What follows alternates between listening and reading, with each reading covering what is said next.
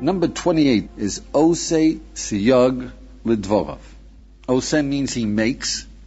Siyag is a fence. Lidvorav is to his things. Well, your things is the things that you value. A fence around it is to protect it. So, simple example is if you have a hole in your front lawn and it's 10 feet deep, the first thing you do is you make a provisional fence, right? And you call up somebody to put up a fence. You don't want your kids falling in, you don't want visitors falling in, right? And the same thing goes. If you find you make mistakes and they cost you, make a fence that you don't do it again. If you find you're doing something counterproductive, like fighting with your parents and you regret it, and you do it again, and you regret it again, and you do it again, and you regret it again, it's silly. Make a fence. Okay, so how do we go about putting up a fence around our things?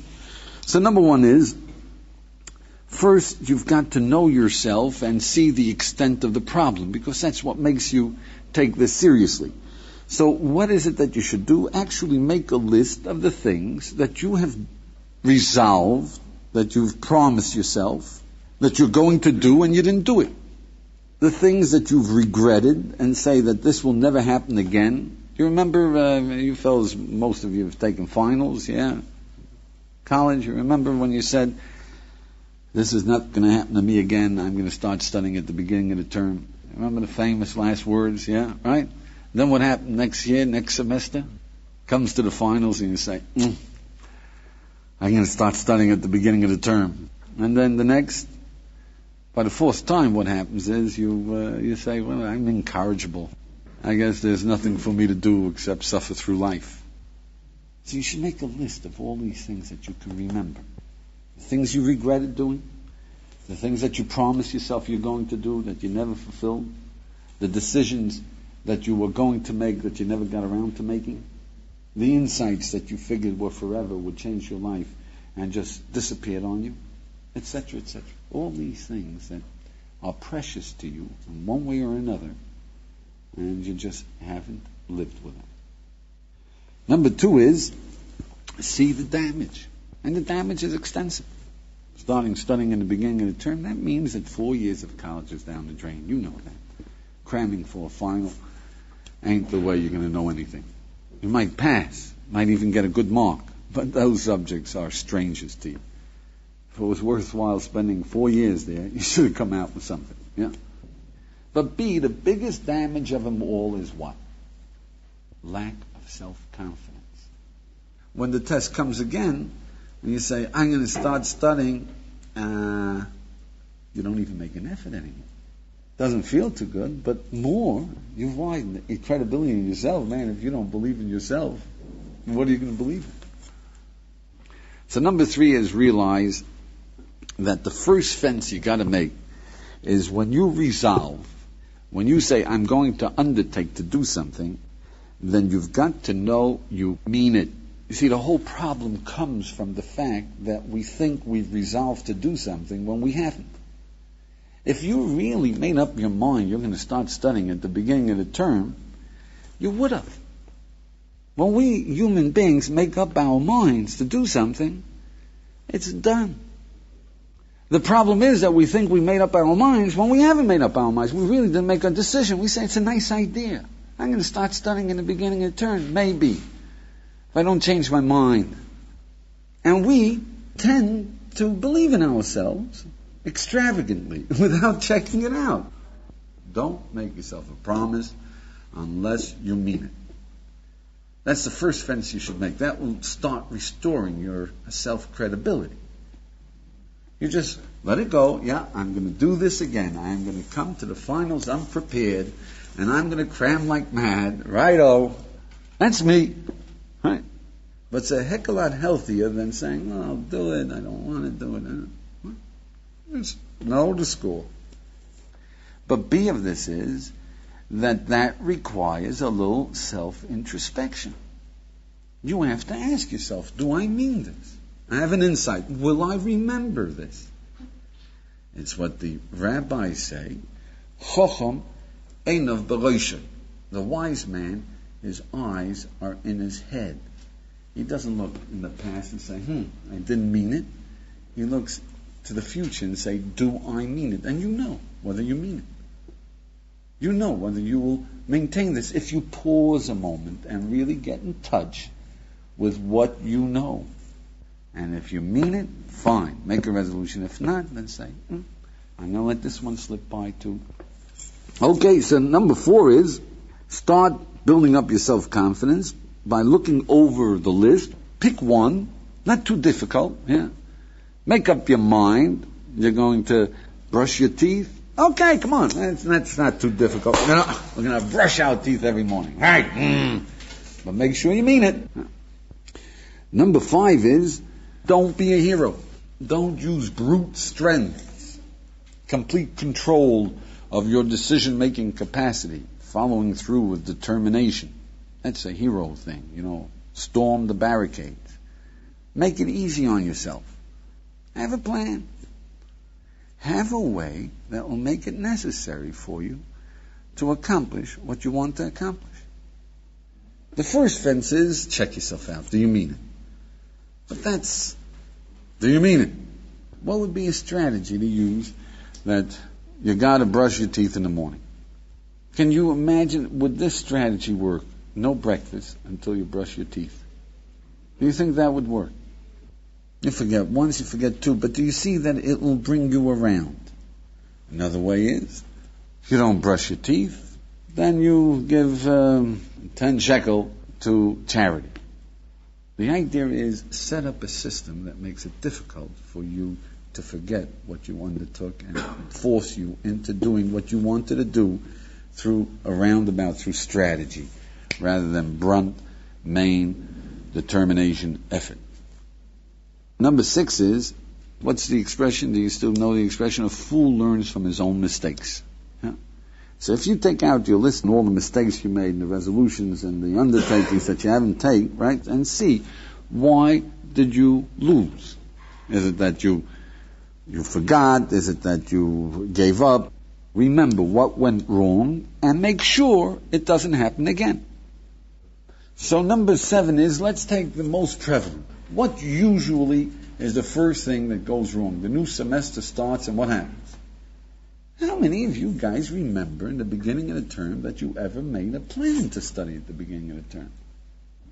I would say that 99% of what goes wrong with most of us in insights, resolutions, etc., is that we simply forget about it. That's my personal experience. If people find that isn't the experience, that you don't forget about it, well, then you have to look into your personal experience, right? But my personal experience is that all kind of resolutions, but in the press of living, in the press of doing things, we just forget about it. Yeah?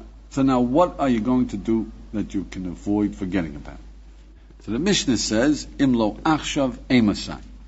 The first thing that you should do, if you're not going to do something about it right now, then ask yourself when. First, set a date, a time. That makes it real. The second thing you can do is you put it on your calendar, if you read your calendar. Yeah? But an excellent piece of advice for all of you for living is carry a little notebook, and anything that's important, put it down. And every month, either cancel them out, fulfill them, or transfer them. Carry them over. But now, for really important things, if you want to remember to use the happiness drill, to focus on the pleasure and not the pain, whatever it is that you feel is really important to you, then the simplest piece of advice to make sure you don't forget it, to make sure that you put it into effect, is hire yourself a friendly nudnik. Everybody understands what that is? Everybody's got a nudnik that he knows, right? Now you tell him, look, anytime you remind me, did you remember to count 20 pleasures today? And I tell you, no, 10 shekel. Right?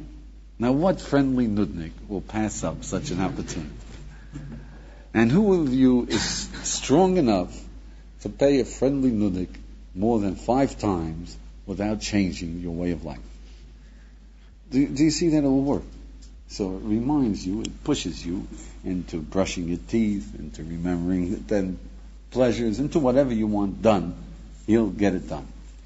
And of course, everybody's got a friendly nudnik who's free, and that is who? Your mother, yeah. She'll do it for you with verve and charm, and actually be pleased and undertaking the obligation to help you. Right? Number 8 is set your goals, then take a step further and see what problems will interfere, and then make a plan to avoid those problems. Like riding a bicycle, it takes practice. Like everything else, right? You didn't just get up on the bicycle and ride away. Yeah, you stumbled a few times, you fell, picked yourself up, you did it again. Number 9 is that there are a lot more mistakes to avoid, and those mistakes fall into a few categories. The mistakes that humanity makes as a whole. We don't appreciate what we have. All humanity is that way. We don't know what we're living for. We don't make decisions. This is all of it. And the mistakes that society makes, your society. Definition of good is to be successful. You want to be good, be good. You want to be successful, but don't mix the two up. Yeah. Then after you go through humanity, society, then you can take your own personal mistakes. How are you going to overcome this fear of pain? How are you going to overcome this lack of definitions? What are you going to do about it? You know it's robbing you. Do you get it? Number 10 is that in Judaism we say, study this list constantly. Chatoi negdi tomai. The Psalms, King David said, my mistakes are in front of me constantly. Constantly. Now why? Because that is itself offense. You know you're making these mistakes, it softens it. If you realize that if you constantly keep this in front of you, that is an excellent fence. It puts up your guard. So read that list constantly. Go over it at least once a month to remind you this is the enemy. This is what I've got to overcome. Now you should remember the one before this is be happy. Take pleasure in what you have. Otherwise it can depress you. All these problems. But if you start with societies, it won't be that depressive, you see, because you know we're all suffering. Yeah? But still you should take pleasure in what you have. Otherwise it's just too much to do. Number 11 is that if you study this list and get angry at insanity, then you have power. Then you will be motivated to do something about it. So caution, pick one thing at a time. Don't take the whole bloody, you have to be very angry to change your whole lifestyle. See, there's a lot of mistakes that everybody's making. But every one of us has the particular mistake that is a drain of our potential. One guy, it's laziness. One guy, it's a lack of purpose, of clarity of goals. For another fellow, it's he doesn't know himself. So you should try to track down your particular Achilles heel, because that's what's holding you back, and tackle that one first. And unloosens a flood of energy. Number 12 is that, look, a more difficult thing to do is Chocham Einav B'Roshai. Travel in front of yourself. You see, it's very difficult to think of yourself as a married man. It's a different situation. It's difficult for you to think of yourself in college until you get there. Remember? It's very difficult for you to think of yourself as a 70-year-old man. But really, you should travel in front of yourself all the way. When you're 70, what will you be thinking about life? Prepare for the trip. You realize that if the doctor ever tells you you got one day to live, you're going to ask yourself, so what was it about? Who am I? What did I do? It's a little late in the game, right? Now one day you're going to have one day to live. Huh? Why wonder at that time? Why not wonder now? But it's difficult. So B of this is, get advice. There's a book by Gail Sheehan, Passages. Anybody read that book? It's talking about the crises in American lifestyle. The first crisis that she talks about is when you graduate college. See, until you graduate college, you know exactly what you got to do. You got to pass, you got to get your BA, right? Then you come out with your BA, you say, so what am I doing with this? Where do you get it punched for your meal ticket? Right? Or am I educated now? I mean, what did I do? But even if you have an engineering degree, you ask yourself, what do I do with this? Do I want to be an engineer? If they ask me, can I build a bridge? Will I be able to say yes? You understand? It'll be the first crisis. But then comes another crisis. You're successful. You've got a job. You're good at it. You say, is this what I wanted to do? So she describes the different passages, the crises. You keep on going, you keep on going. And the final crisis is when a guy is about 60 or 55. It doesn't matter when it hits him. And he says, that's what life is about. Get the answers now. She doesn't talk about that. But if you know what you can predict, yeah? How many fellas here plan to get married? Come on, put up your hands. Okay, how many of you guys plan to get a divorce? Nobody? You know, according to statistics, it's, what is it, 50%? Yeah? 50%, right? The idea is, anybody who plans to get married doesn't plan to get a divorce. So what happens? If you have a friend who has a vicious divorce, you say, what happened? Human beings who were in love, who swore that they couldn't live without each other. Look at the way they're attacking each other. What happened? What is a human being? What goes on? Doesn't that make sense? Figure out, can it happen to you? It's silly to say it can't happen to me. What is it that you got to do to avoid that mistake? Or could have happened to one of you beautiful guys right here. They can't get along with their parents. Yeah. So you say, but me with my kids, we're going to have a perfect understanding. And it's going to be wonderful. It's going to be sweet. We'll never quarrel. They'll never tell me to go hang not my kids, because I'll be the excellent parent. What do you think your parents thought? Huh? So then what's wrong? And then let's avoid having kids altogether. That's looking into the future. How are you going to avoid your kids going on dope? You've seen parents having it. Yeah? Well, they won't do that. You know that it's out of control. The parents are suffering for it. And then some parents are wonderful parents. And it happens to them.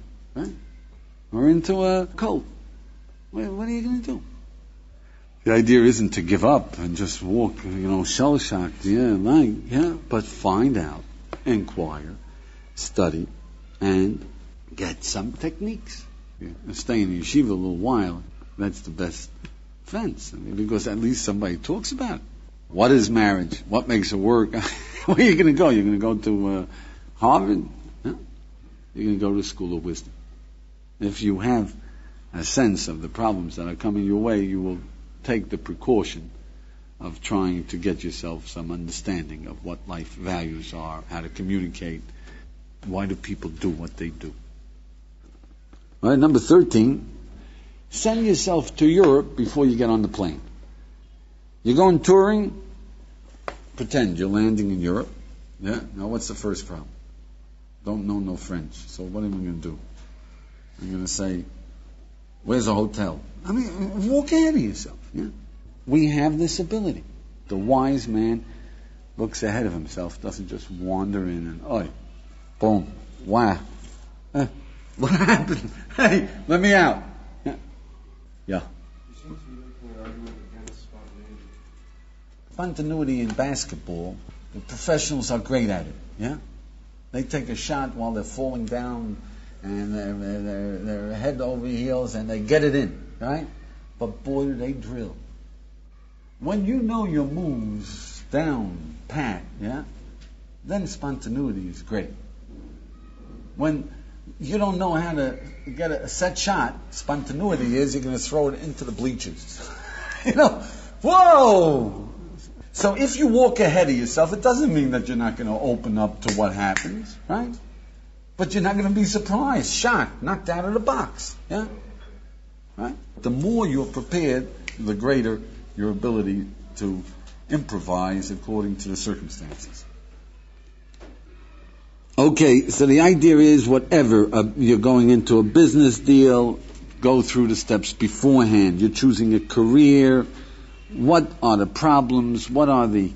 Beforehand, take the whole road. What if I don't get a job? What if I don't like it? Be prepared. Look ahead of yourself. That's the way to live. All right, so number 14 is that if you appreciate that, then get advice in overcoming problems. That's one of the greatest fences. Your parents got a job. Your parents got married. You know people got married. You know people got a divorce. Now, it doesn't mean that you got to listen to them. They'll tell you.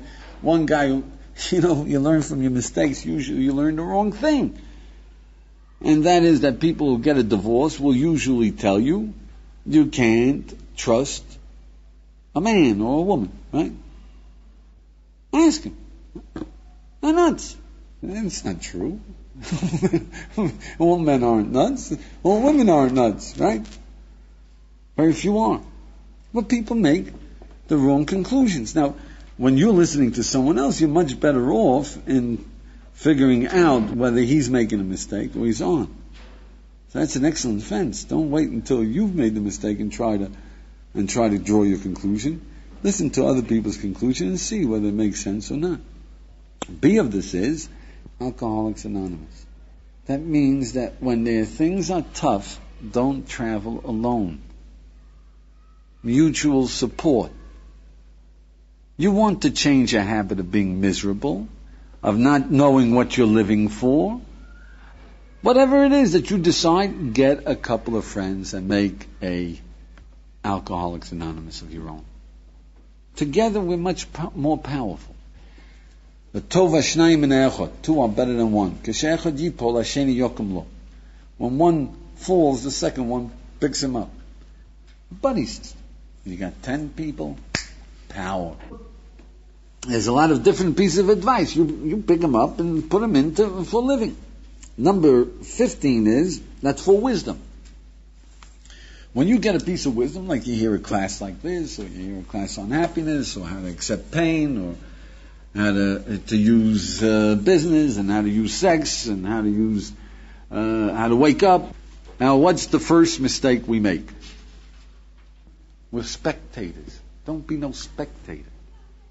Make a decision. Valid or not valid? Well, I don't need to make no decision. Man, it's a decision by default. It's floating.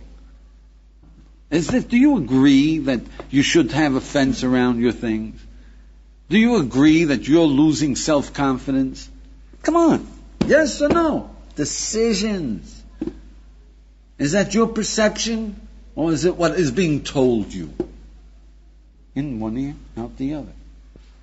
The second aspect of wisdom, B of this is, if you agree that this is necessary, that not living this way was one big mistake, and it's robbed you of an awful lot in life. So, peer into the future. First, you make a decision. I'm going to do something about it or not. Then, make a decision. What are you going to do about it? What are you going to do about it? I'm going to be happy. No. I'm going to work at it. How are you going to work at it? Well, I'm going to spend 15 minutes a day on the priorities, on my blessings. 15 minutes a day, how many days? 30 days. Are you going to do it? Yes. When? Well, 6 o'clock. 6 to 6:15. Okay, now, is it going to happen? Well, I got some problems. 6:15 is not usually my time. Look, plan until you see it done. Wisdom is more than money. Don't waste it. Number 16 is that the advice of the Almighty, and the Jewish people has accepted it, is that the biggest individual fence against wasting the most precious things in life is cheshbon. Cheshbon means taking accounting. And in Judaism we say that the basic common denominator of free will, doesn't matter whether you're a Hottentot in Australia, or a communist in China, or a voodoo worshiper in Haiti, or a Catholic in Sicily, or a Jew in Mea Shearim, or a Jew in Eshet Torah. The common denominator of free will is whether you're going to continue to ask yourself, what am I living for? What do I really want out of life? Or you're going to beg the question. Because anyone who will clarify what he really, bottom line, wants out of life will necessarily be a great human being. That is the fence to make. That's the thing to do to guard that you don't waste your life, you don't peter it away, you don't miss the pleasures that are available. Clarity brings action. It's just a confusion that's holding you back. So the fence is eliminate the confusion. Number 17 is that in Judaism we say the greatest mistake that a human being can make is to give up on greatness. Every human being was created, the world was created for him. That's what we mean by the dignity of the individual. We're not allowed to give up one human being to death to save 100,000. Every human being is worth the whole world. That's the Jewish concept. And you are worth the whole world. You're made in the image of God. Don't give up that dream of greatness that was yours as a 5-year-old. That's the most precious thing that you have to protect. You have to make a fence around it. How do you protect this? The first thing is realize you haven't begun. You got to appreciate you just aren't making that effort for greatness. Don't say, I've tried, and I haven't made it. That's the first obstacle. We say, look, I'm already 25, I'm 30, I'm 40, I'm 50, I'm 60, I haven't made it. In Judaism we say, friend, all you need is one day. Even on your deathbed, make that effort. You've got to find your powers. Otherwise, you've given up. The most terrible thing to give up is your quest in life. Greatness. So look, why do we need this way? Why is this necessary? Look, life is difficult. It's tough. When you have tough work, you need tools. The biggest obstacle we have to living is mistakes. You need a tool to avoid those mistakes, to get rid of that obstacle. Looking ahead to see the obstacle is the way to get rid of it. We can figure it out. Use your head. Number 2 is that the Torah says, "B'tachbulos ta'aseh milchama," and the Bible says, the Almighty says to you, with strategy you should wage war. You know, there's one way of waging war is straight on, a frontal attack. So we have this hero complex. If I'm going to do something, I'm going to do it. Come on. Strategy. Less expenditure of energy. Less murderers. What will make you win? Keep your mind working? Okay. Make a plan for tomorrow. It takes 15 minutes a day. But it's all about learning about living. What will get you the greatest goal for the least expenditure of energy? Because we got an awful long way to go. So even if you win these small battles, you're not going to get to the big one. Too much effort. The third aspect is that, look, if you don't protect yourself, if you don't protect your values, and you don't protect yourself against mistakes, so we already said, you're giving up on life. You lose your self-confidence, your credibility in your own eyes. And that's a terrible way to live. Even if you're successful as a businessman, but you lose your credibility as far as being able to deal with your children, keeping your temper, being able to communicate with your wife. Little pieces of living, chunks are torn out of you. And you just get wasted away. So you've got to deal with your mistakes now and keep on moving them. Okay, now what are we going to do about it? So one day, my friend, make a plan tonight, make a plan for tomorrow, and tomorrow night go over that plan and make one more plan. Go ahead, try that. And try to make it as detailed as possible. Write down, wake up, miserable, full of cheer, what are you going to say? You're going to have your clothes ready or not? Think it through. One time. Yeah? Go through your day. Right? Going to take notes? Not going to take notes. Going to go over my notes? Not going to go over. Each thing, ask yourself. Make a decision. One day, then go over it. Did I do it? Didn't I? Then. That's okay. And make another plan for tomorrow. Get the feeling.